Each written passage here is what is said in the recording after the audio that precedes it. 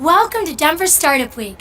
I'm Tammy Dorr, President and CEO of the Downtown Denver Partnership and co-chair of Denver Startup Week. This year marks the 10-year anniversary of Denver Startup Week. DSW has been the catalyst for lots of change over the past decade, and this week we're coming together to celebrate the past and dream big for the future. We are able to bring Denver Startup Week to this community thanks to our 2021 sponsors. Thank you to our HQ and title sponsor, Amazon, and our title sponsors whose leadership makes this week come to life. Capital One Cafe, Downtown Denver Partnership, Fluid Truck, Hotel Engine, and WeWork. And our track sponsors who have made all of the great content you're hearing today possible, our founder track sponsor, Kickstart, growth track sponsor, Friday Health Plans, developer track sponsor, Quizlet, product track sponsor, Palantir, our designer track sponsor, Battery 621, and the Public Works. People track sponsor, Exactly, and Spotlight event sponsor, Strat Labs. Our headline event sponsors are bringing the excitement to the week. Thank you to B-Side Fund, Colorado Public Radio, Comcast, Coors Brewing, Denver Pavilions, Entrepreneurship at the University of Denver, JP Morgan Chase, Method, Moss Adams, Pi Insurance, Promontory Mortgage, Path, Southwest, Tattered Cover, and VF Venture Foundry. Finally, thank you to our partner and member sponsors, all listed on the screen. Please say thank you to these companies as you enjoy our hybrid Denver Startup Week. And don't forget, use the hashtag DenStartupWeek to share your experiences and moments of inspiration on social media. Have a great week. Hello, I'm Sal Gentili, CEO of Friday Health Plans, and we're proud to sponsor the growth track this year at Denver Startup Week. We're a company that just entered a rapid growth phase, so we felt it was particularly appropriate. When my business partner and I started Friday Health Plans 5 years ago, we knew we wanted to create a company that catered to people who bought their own health insurance. The Affordable Care Act was just getting going, and we saw an opportunity to serve a brand new market of health insurance consumers. Independent consultants, startup groups, gig workers, service industry workers, designers, creators, and other independent professionals, like many of you here today. We knew that if we built a health plan that was simple to buy, easy to use, had great customer service, and most of all was affordable, we could compete against the big insurance plans who only focus on serving big companies. After spending 5 years getting into the Colorado market and completing a successful proof of concept, we successfully closed a $50 million round of growth funding earlier this year. We're now about to expand to 3 additional states later this year, hire more than 400 employees to support our growth, and eventually be in more than 10 states by 2025. I wish each of you good luck in your startup and growth pursuits. And as you think about your upcoming health insurance needs, I hope you consider fellow growing startup Friday Health Plans. Open enrollment starts November 1st. Check us out at FridayHealthPlans.com.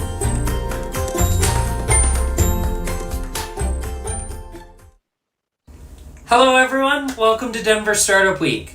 I'm Jake Cohen, the Growth Track Chair and member of the Denver Startup Week Organizing Committee. Thank you for joining us for the 10th anniversary of Denver Startup Week. At Denver Startup Week, we strive to make all of our sessions a space where attendees can connect, learn, and grow. Regardless of age, gender identity, gender expression, race, ability, or sexual orientation. A special thank you to our sponsors for their support in helping us to keep Denver Startup Week free and accessible for all. Thank you for joining us and have a great week.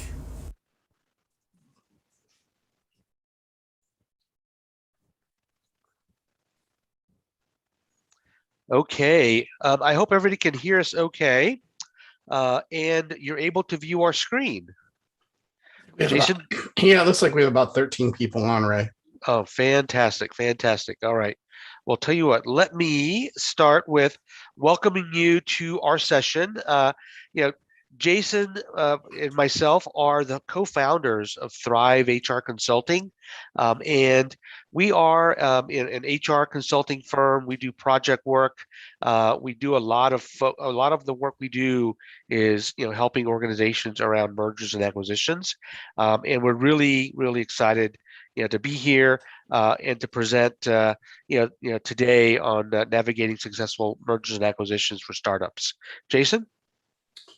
Yes, I've known Ray for probably 20 plus years. He and I have worked at companies like Cognizant, BMC Software, Cisco Systems, Electronic Arts, Polycom. So we have a long track record in working with tech companies. And over the last year, we have completed a number of large transactions with companies that have been acquisitive and purchased companies and wanted to move them into their business. Yep, that's right. And I am based here in Denver. I have been here for about 8 years. And Jason is based in Austin.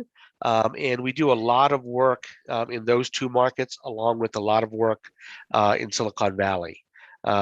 So let's get started. If you've got any questions, please put those in the chat box or in the Q&A section. We want to make sure that we make this interactive for everyone. All right. Okay, everybody see that? I mean, here's the topics we're going to be discussing today. A couple of things. We'll talk a little bit about trends in M&A. It's not up yet. Ooh, it's not. Tell you what, hold on. Let's see here. I may have gotten knocked off on screen share.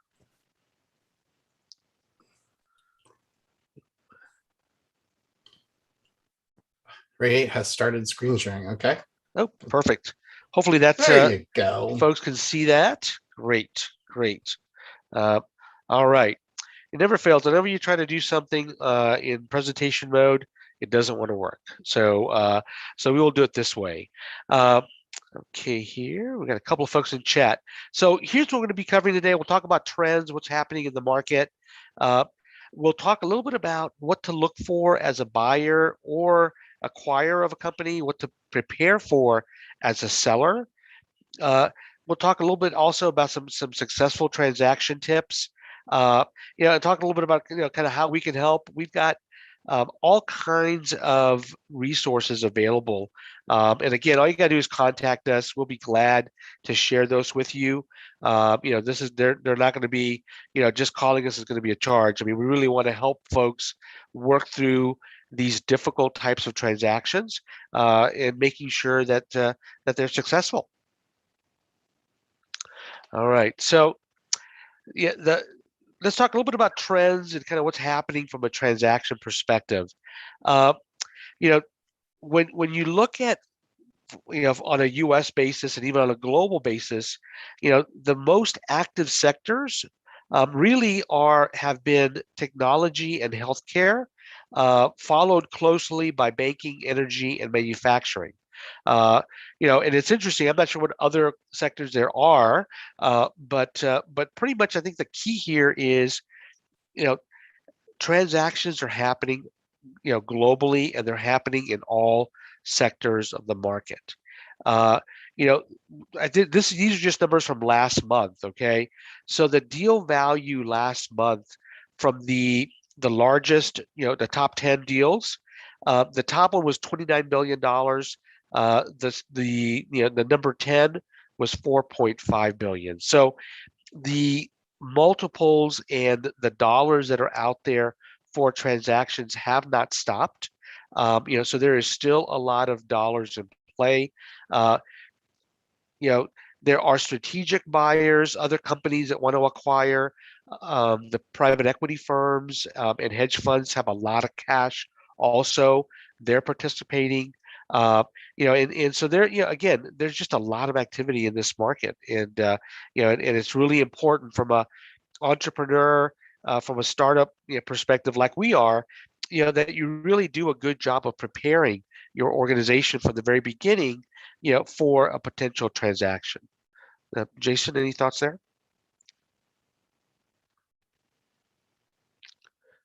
Jason, you're on mute.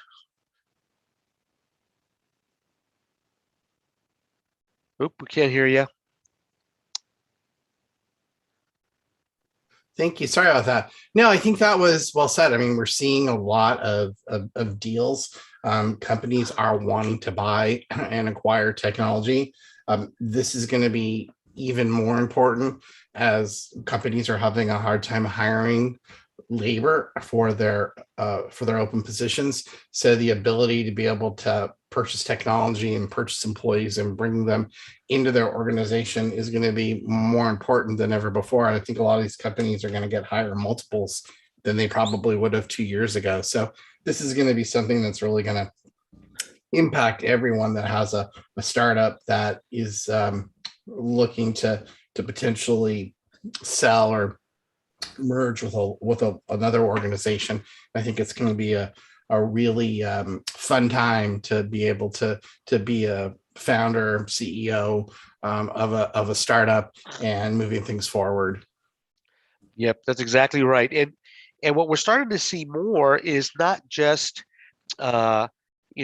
technology plays, but we're starting to see people plays where organizations, it's a lot cheaper to acquire 50 technology people, even though you may not like the product, but guess what? They've got 50 software engineers, and when you start looking at the cost per hire, cost per engineer of acquiring, it makes it very, very quick. It's an easy decision for organizations to quickly ramp up their R&D space with high quality developers, as an example. So it's not just about the product; it's also about the quality of the folks that they're acquiring.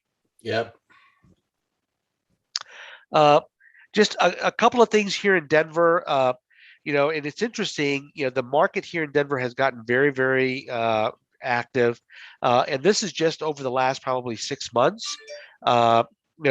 We're seeing a significant uptick in technology purchases, but in the space environment, either either space or missiles or missile defense.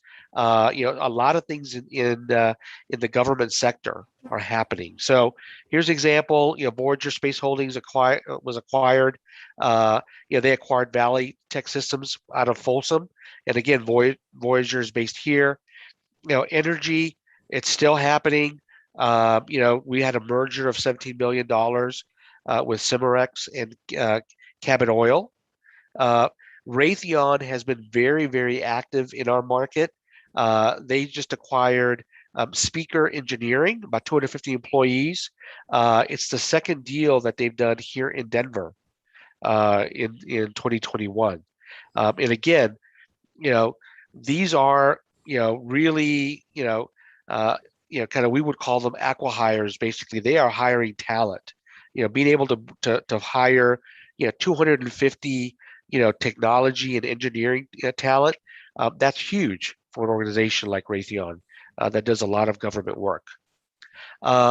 Integrity Marketing Group, they acquired Aegis Financial, which is about 35 employees, and these are financial planning and wealth management individuals.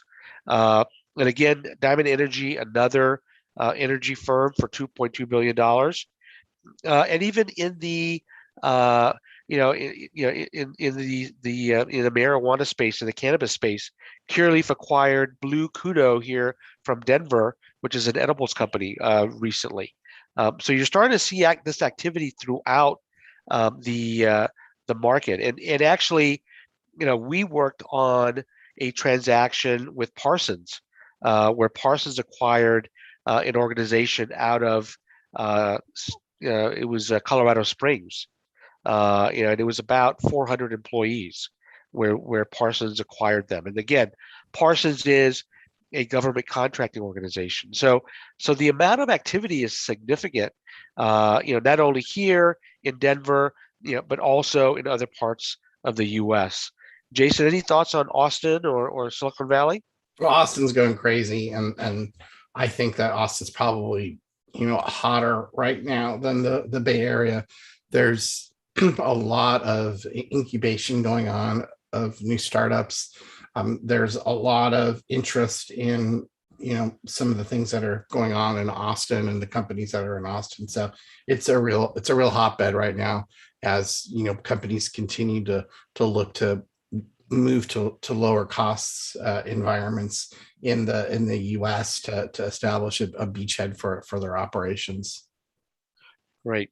And the other thing about transactions that uh, these types of issues or transactions are generally very tense, high stress, uh, feelings on edge, and that's really important, that you understand as you are thinking about a transaction. It is going to be, it's not going to be easy. Uh, Jason and I have sat with founders where we have been cursed at. Why are you doing this to me? Why are you making me select job titles of your, bigger company into my organization? And sometimes, you know, you've got to step away, let things calm down, and then go back at it. But these kinds of transactions, I mean, they're highly charged, highly emotional, and you've got to really be prepared for that, because they're generally, they're not as clean as you want them to be. And also, you may have a timeline, but guess what? You've got to be prepared to adjust.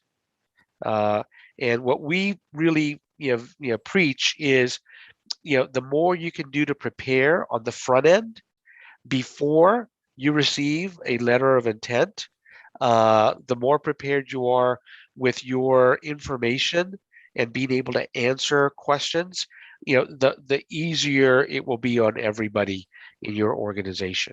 Yeah, if you have some things that are really important to your organization that you want to maintain when you get purchased, before the letter of intent is signed, you want to make sure that you know what those are and communicate that to the acquiring organization. And what happens is, a lot of times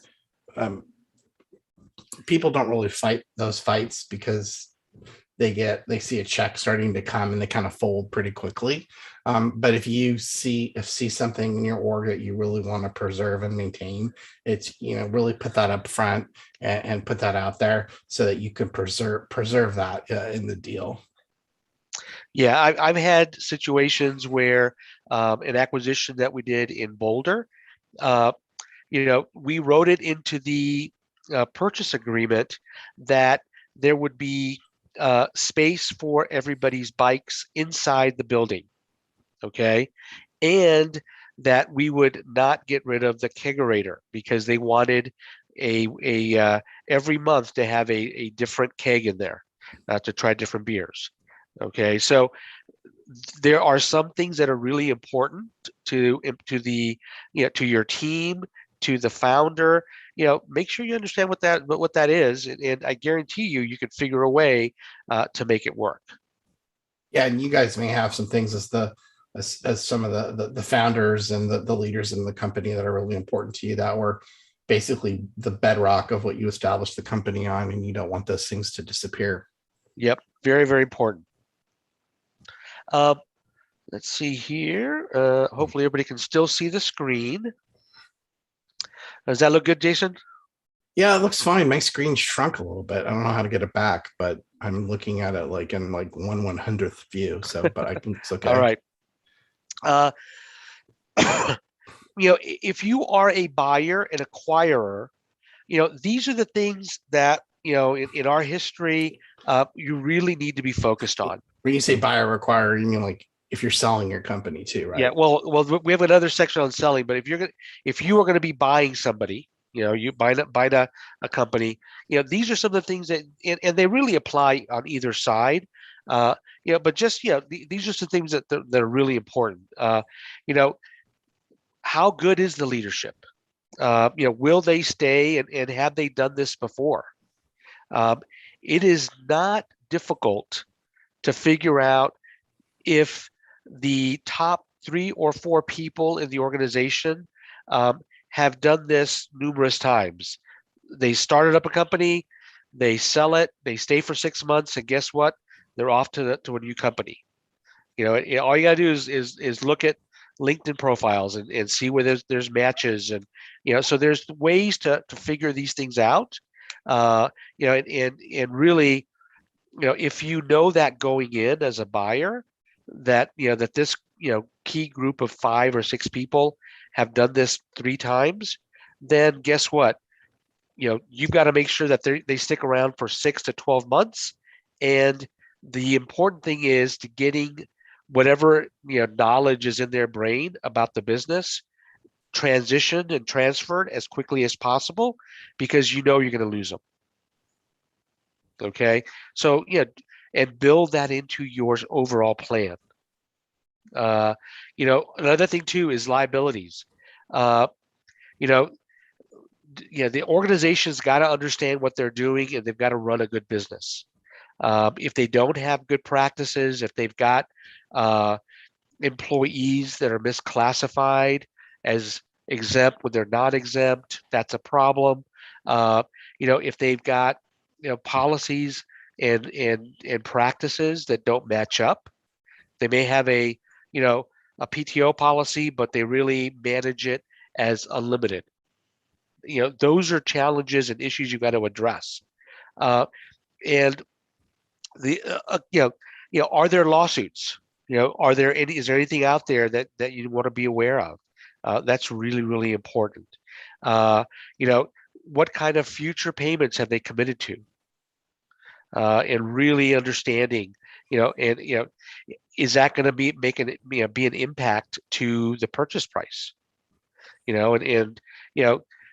I've had situations where, one of the key employees of a transaction had a sexual harassment claim, and the company ended up firing the person who brought the claim.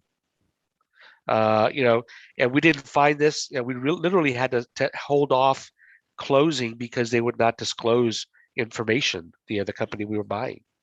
We ended up having to have some very tough discussions around what to do and how to go forward. We ended up letting the individual go at closing and not bringing that individual into the organization because of a bad investigation. So those are things you have to look for as a buyer, and they're really, really critical to transactions. Jason, any thoughts on this one?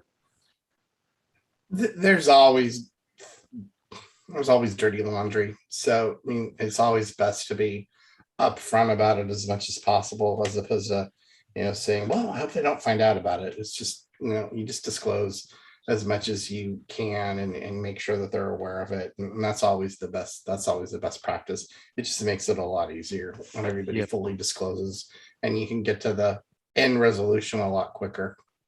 Yeah, and a lot of times, senior leaders, do not want to rock the boat early in the process, and sometimes, you've got to force that. I've always used the comment, hey, if this issue pops up in the local paper the day after closing, are you comfortable standing up in front of the employees and supporting your decision? I've had so many executives change their mind just by making that one comment. That's really, really a good way, to make sure that their good decisions are being made. Yes, good rule of thumb. Good, yeah. Other things to look for as a buyer, from a talent perspective, what's the secret sauce to the organization attracting talent? What are they doing to not only attract talent and retain talent? Because right now, we are in a war for talent. Jason, you want to talk a little bit about maybe the how many people it takes to talk to hire 20 for that the video we saw recently? Yeah, I mean, I think that, obviously it's no secret that it's really hard to hire people right now.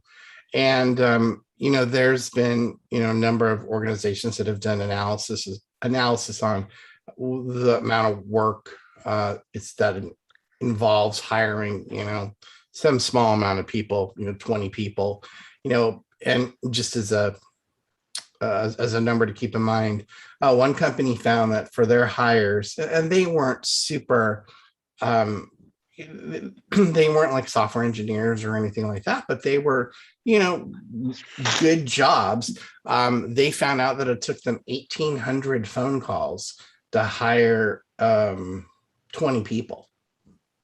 And the amount of work associated with, trying to get those people in, trying to get the interviews, the amount of times that people fall out of the process. So the advice that I'm going to give you here is, especially right now, I mean, if there's a leader in your organization or a leader that you're aware of, and you're going through this process, you'll want to make sure that that leader is locked in, that that leader is happy with whatever's happening in the organization.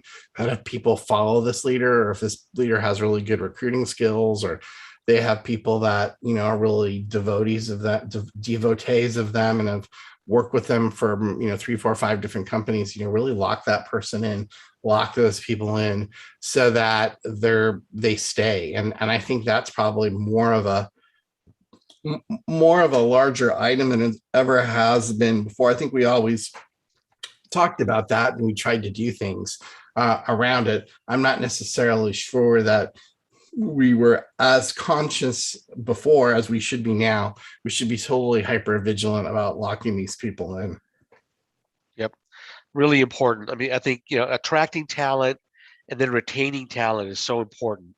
I think, as a buyer, if the organization's, has, 200 people and 150 of them have less than a year of service, really important to understand, are they going to stay, in the market that you're in, and one of the things that you can guarantee on a transaction, as soon as that transaction is announced, headhunters will be calling employees in your company immediately, because, hey, I just heard that, that your company was purchased, are you concerned?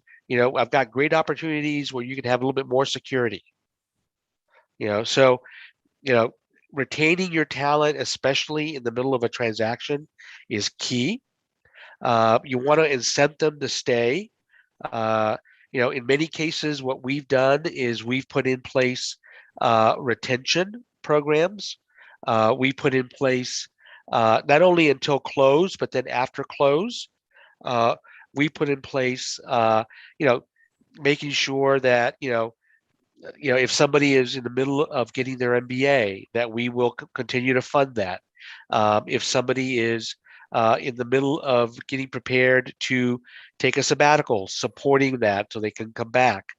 Whatever it is, the key for retention is communicating with your employees. It is answering their questions quickly, and making adjustments and changes to basically meet the needs of your team. It is so important that communication is really, really buttoned up.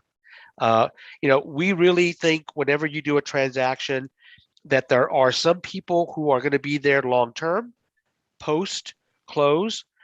There are other employees who you may only need until close or 30 days after close. If you're buying a company, and they've got a CFO, well, guess what? I have a CFO. They have head of HR. Well, guess what? I have a head of HR. Head of IT. But who do you like better? Yeah, exactly. So, where you've got duplicate roles, those may be roles you may not need in the new organization, but you may need them in a different role. So, look at ways to redeploy the talent in your organization, and avoid as much as possible letting people go on any transaction. Yeah, this is like a really tumultuous time to retain talent.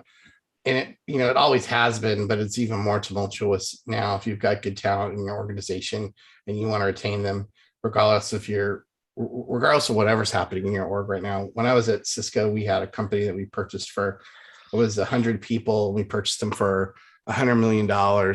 And essentially, we bought the company just for the people.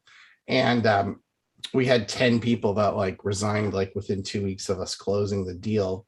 And I had, business development and, John Chambers' office, calling me on the phone going, you just cost us $10 million. And I'm like, well, I'm okay. Kind of need to help me fix that. So we had to put in some, inventive retention bonuses and retention strategies. And so with that example where I was caught off guard, which is never a good place to be, you guys can do this much better by not being caught off guard and having some really creative things built in as you look at what you need to do for your organizations. Yep, it's a great point. Great point. And again, there's a litany of things to focus on as a buyer. We tried to focus here on some of the key things that really affect the talent that you are acquiring, and retaining that talent, and making sure that, that people stay, is really, really critical. And, and the other part too is, make sure that you've got a plan in place for anybody that is kind of in the middle of being recruited to the organization. The last thing you want is, 5 or 10 people that have offers that they've accepted to all of a sudden here you're being acquired and nobody reaches out to them to let them know what's going on. It's really, they've already resigned. They're planning on showing up on Monday. And guess what? The previous Friday, there was an announcement. You've got to, continue to, wrap your hands around those folks and make sure they understand we still love you. We still want you. Nothing has changed with us wanting this talent and your skills. We've just got a different, somebody different's going to be signing our paychecks. I always find that interesting because, if you give a notice, obviously you that take the job and you're probably don't have much of a choice. But if you haven't given notice and you're waiting to return the offer letter and you hear that that's happened, and that happens a lot. It happens a lot more than you think. I'm always curious about the people that take the job and move to the company that got acquired. I just am always really impressed by those people because I just don't think I have that kind of courage to say, you know what, I'm going for it. I'm going to go ahead and do it. So I think it's really remarkable that people do that. And I think that they're really great for doing that because I just don't think I would. Yep. No, it's true. It's true. It does take a lot of courage to not know, to go into an unknown, because that if you're going into a startup, you already know that's a startup environment and what to expect. But if you're going into a startup that's being acquired, that's a whole different set of challenges, and it is. Those are tough situations for folks. All right. So as a seller, if you're going to buy something, you're going to buy a company, as a seller, of your company, really it's all about due diligence. It's about being prepared, for due diligence and being able to provide the buyer answers to their questions. Okay. I like how we use the coronavirus for this picture in the slide. Yeah. Because things have changed. Even with the virus, what we've seen in the market is deals are still happening. And the interesting part about what we're seeing is we are seeing more executives involved in transactions that they wouldn't normally be involved with. Okay. And a lot of that is because, the executives are working from home. They're not traveling. They're not, doing, employee events. They're not, at a site. They're not going overseas, to conferences. So guess what? They've got bandwidth, and now they want to insert themselves on some of these strategic transactions that are going on. Well, and the other thing that's happening with, our friend, Steve Cadigan, who just wrote Workquake. I'm pumping him up on his book. But one of the things that, we've been talking about to people and to organizations is that this whole remote work, hybrid working versus being in the office, that's a huge sticking point for acquisitions right now, especially when you have cultures that are really different, meaning a culture where, everybody needs to be in the office, potentially buys a company where it's remote hybrid. And that's a real challenge right now. So companies are really having to focus on that and try to understand how that's going to work for both of the organizations. So that's one that you're really going to have to pay some attention to. Yep, exactly. And right now, organizations are still trying to figure out how this is all going to work. One of our good friends, is at a travel company up in Seattle. Okay. And we've been working with him and on some different projects, but just as COVID hit, they opened up a new $1 billion corporate office. Okay. And now 100% remote. And that was in March of 2020. And here we are in October of 21, and they're still remote. So what are they going to do with that, $1 billion building if the majority of their employees never want to go into the office? So those are just real huge challenges for organizations. And what we're seeing is a lot of organizations that have made the commitment to be remote, they're already, cutting down office space left and right. Go ahead, Jason. If it was expedient, yeah, they have a lot of real estate, but we don't know that. But it was them. So, but from a seller's perspective, on due diligence, it's really about being prepared. If you're a buyer, you want to identify issues that are going to impact the price of the transaction. If I identify $1 million liability or a $5 million liability, you know what? That is a deduct from the purchase price. Or patent issues. A lot of times exactly things happen where you go in to go buy the product, or you go in to buy the company, and like, okay, well, where's all the patents on this? We never really did any. And so, you want to make sure that you are safeguarding your IP. That's really, really important. Yeah, IP is huge. I mean, we've had situations where, a development company, a startup, basically used open source code for all of their primary products, and the first 6 months of integration is basically moving all that code to proprietary code to protect the IP. So those are the things that are going to be really, really important to buyers, and you have to be aware of. The key as a seller, you want to make it look like you know what you're doing. Okay, you don't want to lie. You don't want to be deceitful, because that is going to be a problem. The deal will go away, but you want to make it look like you've got your buttoned up. Okay, it is not uncommon if you're agreed to a transaction that you're going to receive a list of, I want these 452 items put into the data room. I kid you not, organizations have data room request list in the hundreds of lines. think we're still waiting on data requests for one of the ones that we did. Yeah, like exactly. three months ago. The deal closed. We've integrated them, Yeah. and they still never provided. We've even gotten information. paid. We've even got paid, and you're still waiting for Yeah. that information.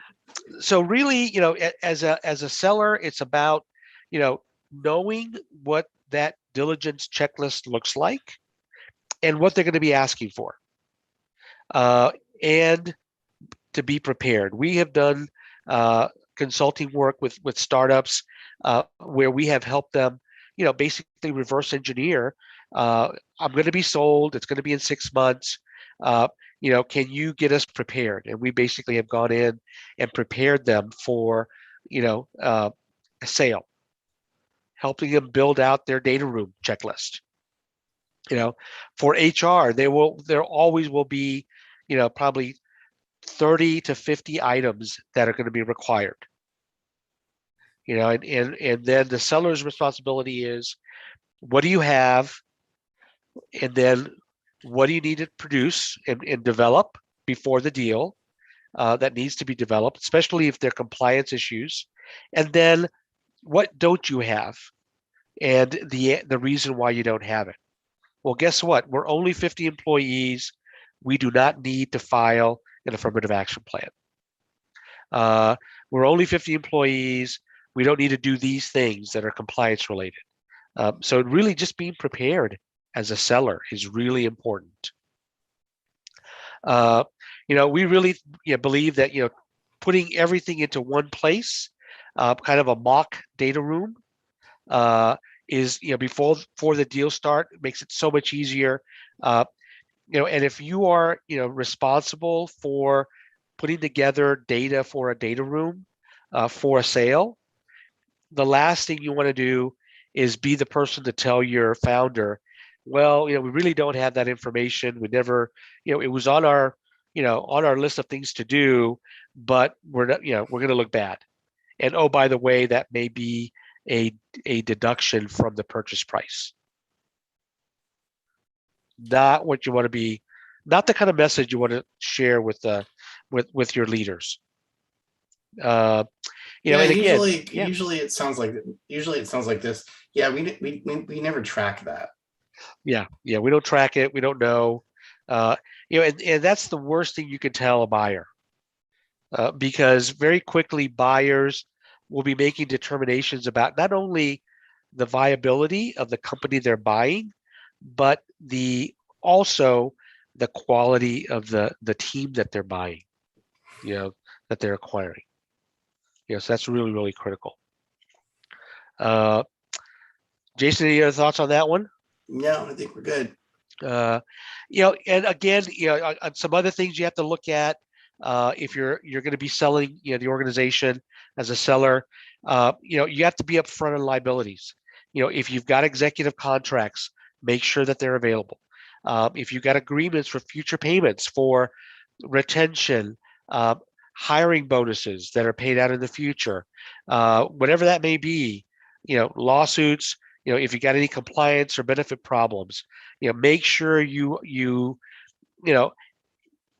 divulge that, but you also try to spin it in the best light possible.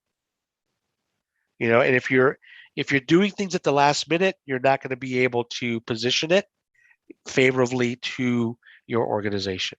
Yeah, and make sure that you understand who in the organization has change of control agreements, if it's the entire company or if it's just a select few. Yep, exactly. I mean, there are all kinds of tax issues around this. If you've got executive contracts where, if there is a purchase, that, we call them single trigger, double trigger. So if one thing happens, all of their equity accelerates, or if two things happen, it accelerates, or it doesn't accelerate. So those are all things you have to just be aware of. There's even these things called golden parachutes where things are not taxable if you have if it's structured a certain way. So there's a lot of different issues that can be addressed. And the more you can look at that before, you are working with a buyer, the better you can position yourselves so that an executive founder is not paying uh, you know 60 or 70% taxes on their proceeds, because it can happen. So we're at 1:45. Do we want to stop for some questions? Do we want to go 5 more minutes and then do questions? Yeah, What so would you maybe like to do? so maybe some questions on how to prepare, what you can do. I put a question out there around any from a hiring talent, because that's critical. I mean, if you don't have talent, you don't have a product or a company.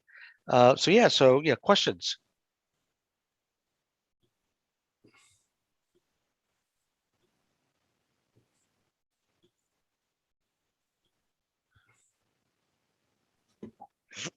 Yeah, the great question, Christine. So what are the biggest areas that you find decreases the price of a deal? A couple of things. One is lawsuits, especially lawsuits against the product from customers, or lawsuits from employees. Those will be automatic deductions from the purchase price. The other one that's really big is the quality of the financials. It never fails. The seller will say, you know what, my financials have been audited. Well, guess what? They haven't been audited. And guess what? There are all kinds of holes in the financials and in their forecast. The company's forecast is, we're going to go from 25 million to 75 million in 12 months. Well, how are you going to grow 66% or 200%? I mean, the quality of the financials, and then any compliance issues. What we're finding a lot is issues with exempt and non-exempt classification. Everybody in the company is professional, exempt. They receive a salary, no overtime pay. Well, guess what? There's a ton of technology jobs that are not exempt. Technical writers, biggest one ever. Technical writers. Folks that work in the data room or systems admins. So there's just those are things that that we've seen that cause big time decreases to purchase price. And the more of them you have, the bigger the liability. It's a great question. The other one, any others on that one, Jason, on liabilities that reduce purchase price? And I would say IP, like we talked about Yeah. earlier. Yeah, Anything IP. anything that's problematic with your IP, I would say it may impact your purchase price. It just may tank the purchase. I mean, we've had that happen, at places that we've helped and that we've consulted for, in places that companies that we've looked at purchasing when we were with other organizations, and we're like, okay, you have too much going on with this IP. We're not touching you with a 10-foot pole. Yep, exactly. So that's a huge one.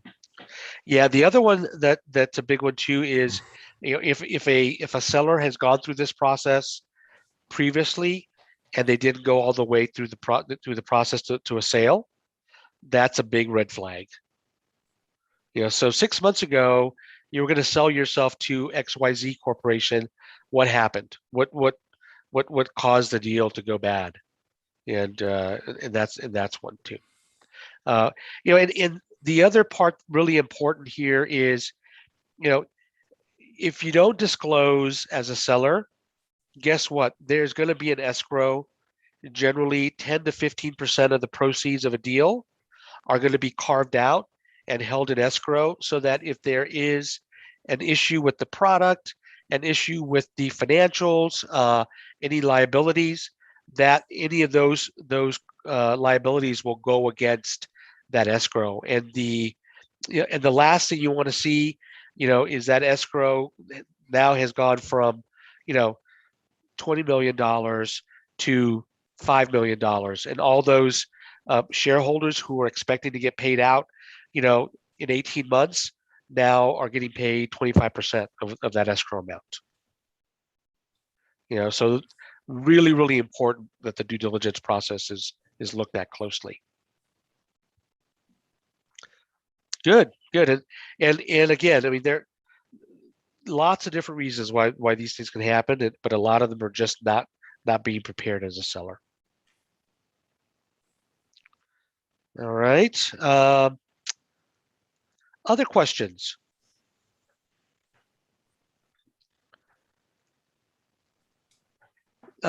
Just a couple of things here. What we view as things to be aware of that are really important to a transaction. You've got to make sure that from a governance perspective, who's going to be making the decision. Okay. The last thing you want to do if you're working on a transaction is having 5 layers of approval for a decision. You want one person to be in charge of the transaction, the executive sponsor, and that's who you go to for exceptions or decisions, and make it real clear. Because the last thing you want to do is, you've got 5 or 10 employees who are going to leave the organization unless we do a counteroffer, and you can't get that turned around fast enough. Communication is huge. We really focus on all of our transactions on communication, and it's really about preparing the leaders to answer questions. Employees go to their manager. That manager needs to be prepared with answers for employees. We have a big focus also on the what's in it for me from an employee perspective. If you announce a deal, you better be prepared to let employees know what's going to happen to their benefits, what's going to happen with their bonus, what's going to happen with their stock, what's going to happen with their, you agreed to fund my MBA. All of those things have got to be answered for an employee before they will even start to think about the strategy and why this is the right thing to do from a market perspective. So answering those employee questions via FAQs, via chatbots. We use chatbots now a lot. And preparing your leaders to answer those questions, because that's really where it's going to come from. And then the third thing is really planning for changes. A transaction never goes as planned. A transaction can be accelerated. It can move out. There may be government approvals for certain deals. I had a transaction here in Denver where we had to close the deal in 3 weeks because the company was running out of funds and couldn't run payroll and pay payroll. So we had to basically circumvent all of this work and basically get people onboarded within 3 weeks of announce, so that we could do paychecks and benefits. So again, plan for that and any changes. Jason, any thoughts? Nope, I think it was well said. All right. Just a couple of things. I mean, we do a lot of different work around HR. I mean, we're helping. This is a shameless plug. Part of it, we help startups. We're working with 2 startups now as they're basically their HR department. We're helping another organization hire people. We're the recruiting function for another organization.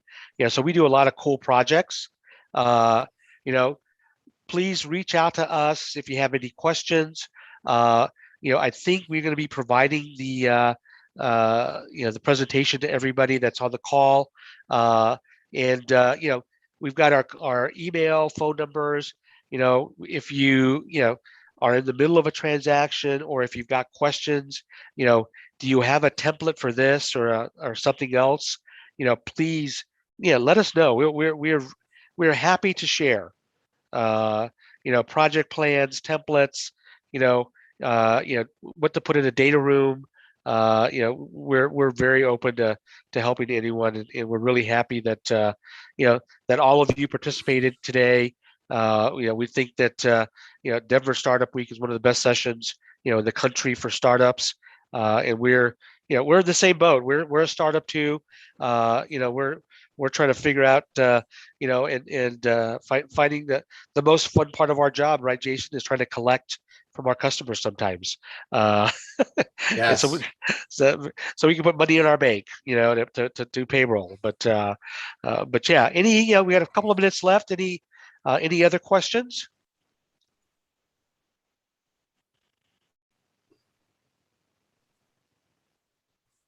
Well, we're always available for our conversation. I think, Ray, you're always available to be taken to the any new local microbrews Yeah, there's for a beer. Yeah, exactly. There's Station 26 is my favorite microbrew right up the street here from where I live.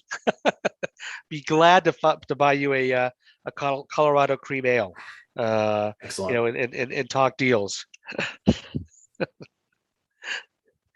Yes, I think the answer, the recordings will be shared, and we will share the presentation. So, again, thank you very much. I know many of you have other sessions coming up, and many of you are probably trying to eat lunch while we're doing the presentation. So we really appreciate you jumping on and listening to our presentation. Have a great rest of the day and a great fall weekend. Thank you. Thanks.